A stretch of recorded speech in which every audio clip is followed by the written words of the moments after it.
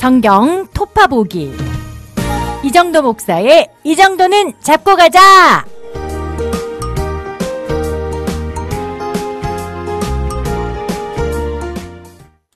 안녕하십니까, 이정도입니다. 민수기 계속 읽고 있고요. 오늘은 10장부터 12장까지 3장 함께 읽도록 하겠습니다. 민수기에서 드디어 이제 출발 준비를 마치고 10장에서 출발하게 됩니다. 10장 1절, 여호와께서 모세에게 말씀하여 이르시되 은나팔 둘을 만들되 두들겨 만들어서 그것으로 회중을 소집하며 진영을 출발하게 할 것이라 하시면서요. 먼저 이제 출발 직전에 아직 한 가지 더 알려주시는 게 있는데, 나팔 사용법을 알려주십니다. 나팔 사용법은 뭐냐면, 2번 불면 온 회중이 모이고요. 하나만 불면은, 2개를 불면 온 회중이 모이고, 1개만 불면 지휘관만 모입니다. 그리고 크게, 큰 소리로 불면, 이제 동쪽 진영부터, 동쪽 진영은 유다 지파가 대표 진영이죠. 유다 지파 쪽부터 출발하고요. 2번째 크게 불면 남쪽 진영에 르우벤 지파 있는 쪽 출발하고, 이렇게 출발하게 되고요. 또 나팔을 절기 때나 축제 때, 초하루 때에는 나팔을 분다. 이렇게 나팔 사용법 알려주시고, 드디어 11절에 둘째 해 둘째 달 스무날에 구름이 증거의 성막에서 떠오르매 이스라엘 자손이 시내 광야에서 출발하여 자기 길을 가더니 바란 광야에 구름이 머무니라, 이렇게 나옵니다. 그러니까 이스라엘을 애굽에서 떠나서 2년째 되던 해, 만일년 꽉 채우고 2달 더 지나 둘째 달 20일째. 왜 요때 출발했냐면, 원래는 첫째 달 14일에 유월절을 하고 유월절 지내고 출발하려고 했는데, 이때 유월절을 못 지킨 사람들이 있었어요. 자리를 지키지 않고 어디 잠시 떠나 있었다거나 혹은 시체를 만져서 부정하게 돼서 진 밖에 나가 있던 바람에 유월절을 못 지킨 사람들 기다렸다가 한 달 있다가 둘째 달 14일에 이 사람들이 말하자면은 유월절을 나머지 공부로 유월절을 2차로 유월절을 지키고, 이 사람들을 기다려준 다음에 이 사람들이 이 2번째 유월절 지킨 사람들까지 지나서 둘째 달 20째 날에 구름이 성막 위로 떠오르는 거예요. 구름이 내려오면 거기에 진을 치고 머무르는 것이고요. 구름이 다시 하늘 위로 높이 올라가면 이제 구름의 이동을 따라서 출발을 준비하게 되는 거죠. 이와 같이 그들이 여호와께서 모세에게 명령하신 것을 따라 행진하기를 시작하였다. 이렇게 13절에 행진이 시작되는데요. 이 행진 대열을 좀 길게 설명해 주시는데, 요거 잘 보면 먼저 동쪽 진영의 3개 지파부터 출발합니다. 제가 요 이스라엘 지파의 진영 설명드릴 때 기억나실지 모르겠는데, 순서가 어떻게 됐었냐면 동쪽, 남쪽, 서쪽, 북쪽 순서였어요. 이게 어떤 순서로 기억하면 쉽냐면 해가 움직이는 겁니다. 동쪽에서 해가 떠서 남쪽에 갔다가 서쪽에, 그리고 이제 북쪽은 이제 해가 안 가는 곳이죠. 동쪽, 남쪽, 서쪽, 북쪽 순서로 설명을 했었는데요. 지파의 진영을. 이 지파가 움직이는 순서도 마찬가지입니다. 동쪽, 남쪽, 서쪽, 북쪽. 먼저 동쪽에 누가 있냐면 유다, 이사가, 스불론이 있어요. 유다의 진영 길을 들고 먼저 동쪽의 3지파가 출발하고, 그 다음에 누가 출발하냐면 게르손과 무라리 자손들이 출발합니다. 누군지 기억하시겠습니까? 게르손과 무라리. 요거 기억하셔야 앞으로 성경 읽기 편해집니다. 게르손과 무라리, 레위의 3자손 중에 2자손이죠. 게르손과 무라리는 뭐냐면 이 2자손들은 성막의 껍데기라고 할 수 있는 이 텐트를 만드는 천이나 천막, 끈, 널판 이런 것들을 가지고 움직이는 사람들이죠. 이 사람들은 그러니까 이 성막의 겉에 건물을 움직이는 사람들이라고 할 수 있어요. 텐트를. 이 사람들이 먼저 가고요. 고핫 자손 기억나십니까? 고핫, 게르손, 무라리 중에 고핫은 이제 증거궤, 분향단, 제단, 떡상, 등잔대 이런 성소의 중요한 기명들을 움직이는 사람들이죠. 이 사람들은 이때 가지 않고요. 게르손과 무라리가 간 다음에 동쪽의 3지파가 먼저 갔죠. 그 다음에 게르손과 무라리, 그 다음에 남쪽의 3지파, 르우벤을 대표로 해서 르우벤, 시므온, 갓 지파가 가고, 그 다음에 고핫 사람들이 갑니다. 그러니까 다시 한번 설명드리면 동쪽 3지파가 먼저 가고, 그 다음에 게르손과 무라리가 성막의 틀을 가지고 그 다음 가고, 그 다음에 남쪽에 있는 3지파가 가고요. 그 다음에 고핫 자손이 21절 보면 고아디는 성물을 메고 행진하였고 그들이 이르기 전에 성막을 세웠으며, 이 말씀을 보면 왜 게르손과 무라리가 먼저 가고 그 다음에 고앗이 가는지 알 수 있죠. 제일 먼저 동쪽 세 지파가 가는 건 이 사람들이 말하자면 길을 여는 거죠. 혹시라도 있을 적들의 공격을 이 사람들이 막고요. 그 다음에 성막의 껍데기라고 할 수 있는 게르손과 무라리 자손이 먼저 가는 이유는요, 이 사람들 선발대요. 먼저 건물을 지어 놓으려고 하는 거죠. 건물이라기보단 텐트니까 먼저 텐트를 쳐놓는 거죠. 선발대가 가서. 그리고 그 다음에 남쪽 세 지파가 가고, 그 다음 이 진영의 가장 한가운데에 고핫 자손이 움직이는 겁니다. 이 고핫 사람들이 가장 중요한 이 성소의 기명들을 어깨에 메고 가서요, 이 사람들이 도착했을 때쯤에는 이미 성막의 텐트가 다 쳐져 있어야 돼요. 이게 실제로 한 지파가 뭐 몇만 명씩 됐기 때문에 남쪽에 3개 지파가 이동한다 그러면 막 수십만 명이 이동하는 거거든요. 그렇기 때문에 이동하는데 시간이 많이 걸렸을 거고요. 고앗 자손 도착했을 때쯤에는 이미 성막을 다 텐트를 쳤을 거예요. 그럼 거기다가 고앗 자손은 이 성소의 기명들을 이제 하나하나 자리를 잡아서 세팅을 하면 되는 거죠. 이 성소의 중요한 기명들, 특히 증거궤 같은 것들이 기다리지 않도록 미리 가서 성소를 세팅하는 일을 게르손 자손과 무라리 자손이 했다 할 수 있습니다. 이렇게 어떻게 보면 게르손 자손과 무라리 자손은요, 선발대, 우리 교회에서 어디 수련회를 가거나 할 때 선발대로 가보신 분들이 있을 수 있어요. 막 다른 분들 오시기 전에 먼저 막 음향 장비 세팅해 놓고 막 텐트 쳐 놓고 막 이런 일들을 하는 선발대 있지 않습니까? 딱 게르손 자손과 무라리 자손이 이런 일이거든요. 근데 얼마나 마음이 뭐랄까요? 급했을까요? 막 이거 오기 전에 우리가 빨리 이걸 다 쳐놔야 된다. 그런데 이 사람들이 하는 이 일이 또 한편으로는 얼마나 영광스러울까요? 자기들이 먼저 가서 다 텐트를 쳐놨을 때 딱 그 고앗 자손이 와가지고 성소의 기명들이 하나하나 자리를 잡을 때 정말 그 굉장히 귀한 영광스러운 사역이다. 우리가 이렇게 고앗 자손만 영광스러운 사역을 하는 게 아니라 모든 여기 나오는 정말 사소한 일들 하나하나까지도 얼마나 영광스러운가 생각해 볼 수 있습니다. 그리고 이 뒤에 짧게 나오지만 우리가 꼭 기억해둘 에피소드가 한 가지 있는데요. 시내산에 있을 때 여기에 여러 사람들이 섞여 있습니다. 이스라엘 사람만 있는 게 아니고 애굽에서 나올 때 잡족이라고 해서 여러 민족들이 섞여 있는데, 애굽에서 나올 때 섞여 나온 잡족은 아니고요. 미디안 광야에 갔을 때 만났던 그 르비딤에서 만났던 사람들, 모세의 처가 식구들이 있습니다. 모세의 처가 식구들이 미디안 사람들이거든요. 이 미디안 사람들은 원래 광야에 사는 사람들이에요. 광야의 유목민들이죠. 이 사람들이 모세가 르비딤에 갔을 때 만나서 지금 시내산 생활 동안 한 1년 정도 함께 한 거예요. 그러다가 이제 시내산을 출발해서 가나안에 들어간다고 하니까 모세의 장인인 호밥, 르우엘이죠. 여기선 르우엘의 아들 호밥 이렇게 번역되어 있는데, 사실 르우엘과 호밥의 관계는 조금 애매할 수 있습니다. 르우엘이 모세의 장인이고 호밥은 그러면 처남일 수도 있고요. 혹은 동일 인물일 수도 있고요. 조금 애매할 수 있습니다. 이게 이름이라는 것이 또 고대에는 아버지의 이름을 아들이 갖는 경우도 많았기 때문에, 어쨌든 장인을 르우엘이라고 할게요. 여기서는 장인이 르우엘인데요. 이 장인의 아들 호밥이, 그러니까 처남이 모세에게 이야기하는 거죠.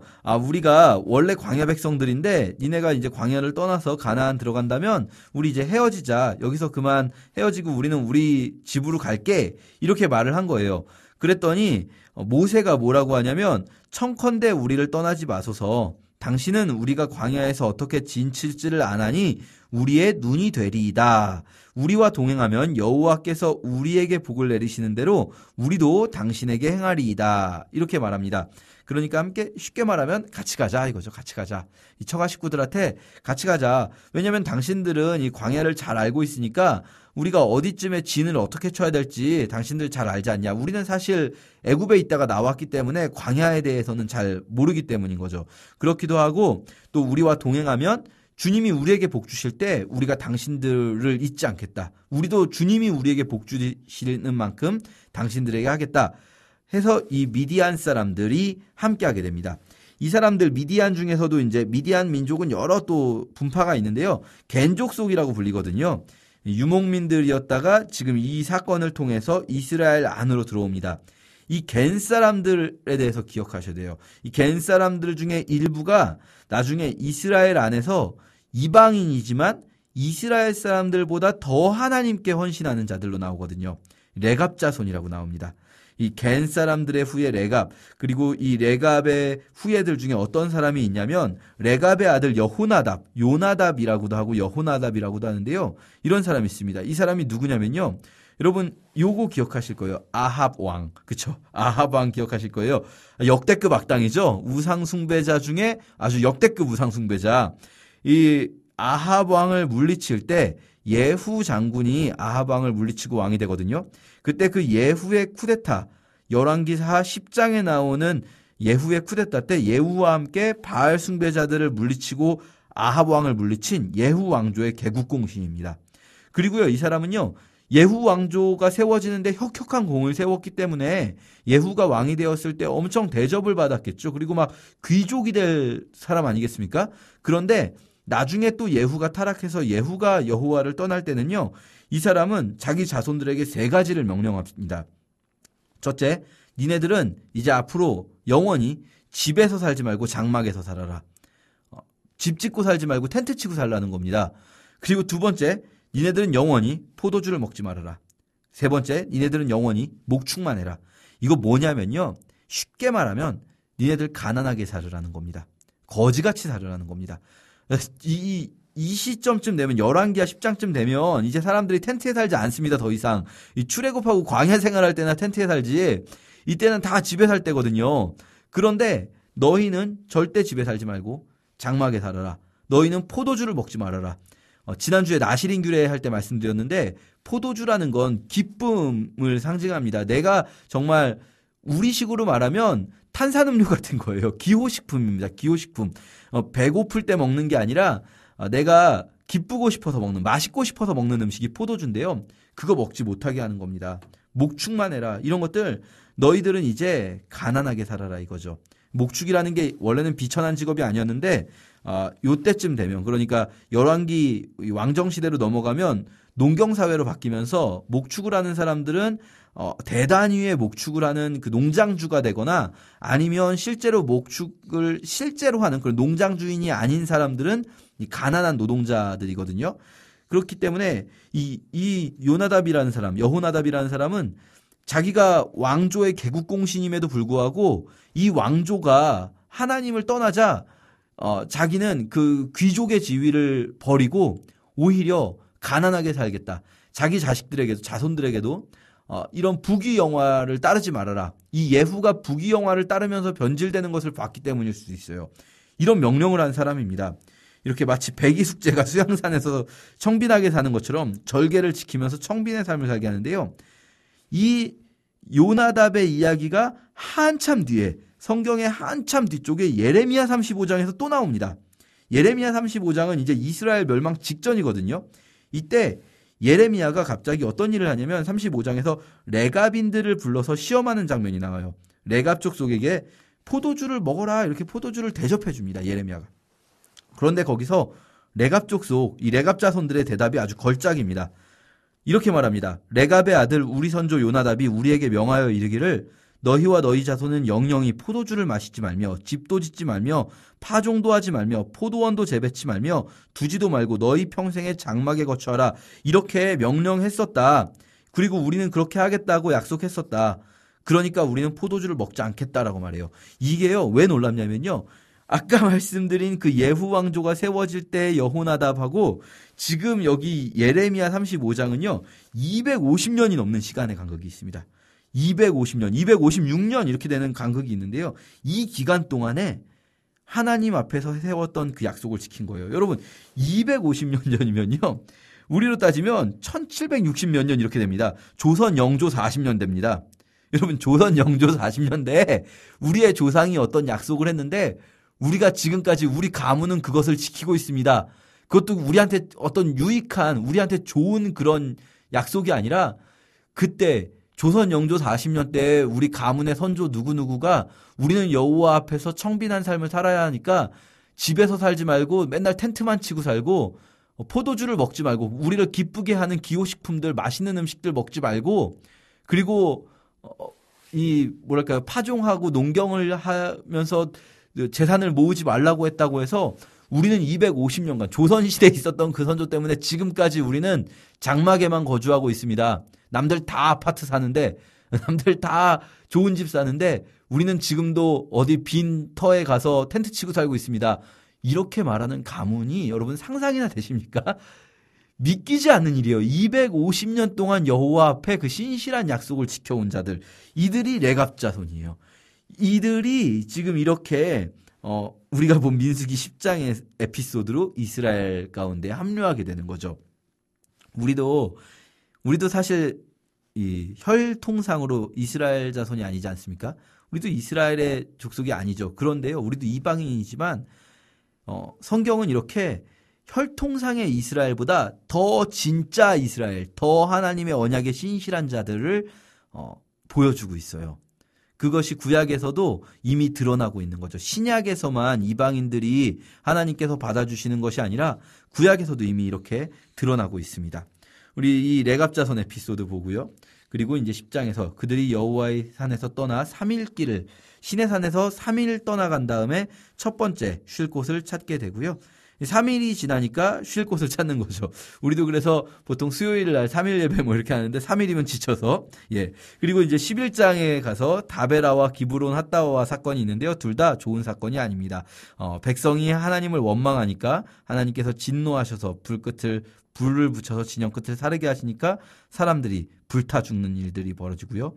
기브론 핫다와에서는 또 다른 인종들이 탐욕을 품음에 이스라엘 자손도 다시 울며 이르되 누가 우리에게 고기를 주어 먹게 하랴 이러거든요.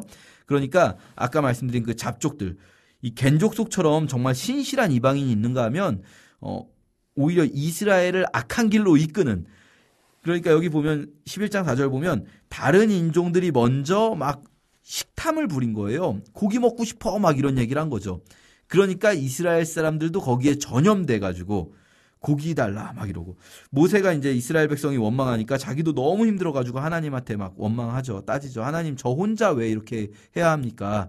그랬더니 하나님이 70인의 장로를 세우라 하시고, 하나님은요 어쨌든 모세 혼자 이렇게 하는 거 원치 않으십니다. 리더 한 사람보다는 여러 사람의 리더들이 협력할 수 있도록 하나님이 70인의 장로를 세우시는 것들 보여주시고요. 그렇게 70인의 장로를 세웠지만 그러나 또 이스라엘을 향한 하나님의 징계 피할 수 없습니다. 이 다베라나 기브론 핫다와라 이런 지명은요 실제로 있는 도시 같은 지명이 아니라 그냥 광야에 이스라엘 백성들이 진영을 편 자리에 이름을 붙인 겁니다. 그래서 이스라엘 사람들이 그 일로 있었던 사건에 맞게 이름을 붙인 거죠. 기브론 핫다와 그럼 욕망의 무덤 이렇게 되고요. 다베라는 불탄다 이런 뜻입니다. 12장에 이제 하세롯에 갔는데 거기서 또 두 번째 이제 진을 치고 있는데 미리암과 아론이 모세의 권위에 도전한 사건이죠. 이게 사실 구스 여인과 결혼한 게 발단이지만 그건 사실 핑계예요. 왜냐하면 그 전에 결혼한 십보라도 이방 여인이고요. 또 뭐 이방인과 결혼한 게 문제가 아니라 본처를 두고 세장가 든 게 문제다 뭐 이렇게 따질 수도 있지만 잘 읽어보면 사실 이들은요 모세가 어떤 잘못을 했다 이것보다도 하나님이 모세와만 말씀하시는 게 아니라 우리와도 말씀하신다 이 말이 하고 싶은 거예요. 우리도 모세의 자리에 앉고 싶은 거죠. 그런데 요 본문을 해석할 때 이 모세라는 인물에 대한 평가가 중요해요. 뭐냐면 구약에 여러 선진이 있지만 모세는요 다른 인물들하고 다릅니다. 아브라함, 모세, 다윗 이 세 사람은요 예수 그리스도를 예표하는 인물들이에요. 그러니까 이 하세롯에서 있던 사건은요 물론 이제 목회자에 대한 공격 뭐 이렇게 해석할 수도 있지만 목회자에 대한 공격이라기보다는요 인간이 예수의 자리에 앉으려고 하는 거예요.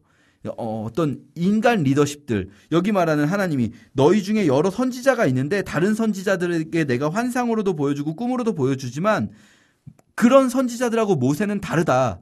그런 걸 말씀하시거든요. 그러니까 어떤 우리가 선지자라고 해서 모세의 자리에 앉으려고 하면 안 된다. 이런 거죠. 우리 그렇게 예수님의 자리에 우리가 함부로 앉으려고 하려는 경향이 있다는 거 기억하면서 12장까지 함께 읽겠습니다. 감사합니다.